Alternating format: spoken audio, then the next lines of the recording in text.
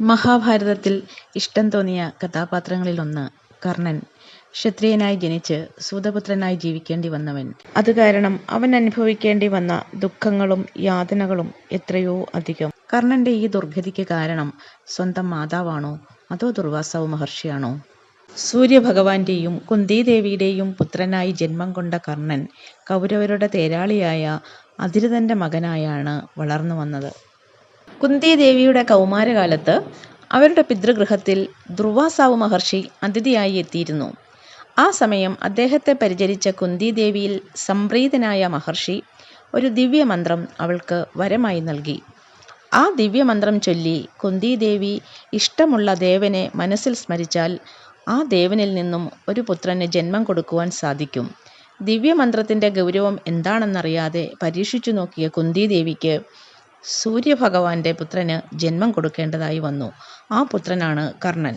കൗരവരുടെയും പാണ്ഡവരുടെയും ആയുധ വിദ്യാഭ്യാസം പൂർത്തിയാക്കിയ അവസരത്തിൽ അവരുടെ കഴിവുകൾ പ്രകടിപ്പിക്കുവാനുള്ള ഒരു വേദി ഭീഷ്മാചാര്യർ തയ്യാറാക്കിയിരുന്നു.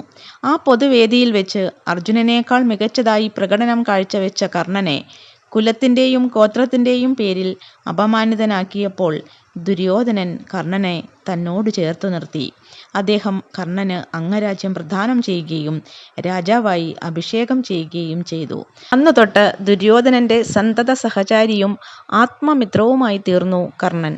ദ്രൗപദി സ്വയംവര വേളയിൽ അമ്പെയ്ത്ത് മത്സരത്തിൽ പങ്കെടുക്കുവാനെത്തിയ കർണനെ സൂതപുത്രൻ എന്ന് പറഞ്ഞ് ദ്രൗപദി പരിഹസിച്ചു. അന്ന് ആ വേദിയിൽ നിന്ന് അപമാനിതനായി തലകുനിച്ച് കർണൻ ഇറങ്ങേണ്ടി വന്നു. അർജുനനെ വിവാഹം കഴിക്കാൻ മോഹിച്ച ദ്രൗപദിക്ക് അർജുനന്റെ മറ്റു 4 സഹോദരന്മാരുടെയും കൂടി ഭാര്യയാകേണ്ടി വന്നു.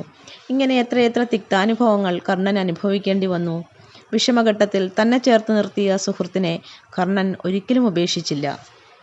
പിന്നീട് വർഷങ്ങൾക്കിപ്പുറം യുദ്ധമാസന്നമായ വേളയിൽ ശ്രീകൃഷ്ണ ഭഗവാന്റെ സഹായത്തോടെ കുന്തിദേവി കർണന്റെ മുൻപിലെത്തി.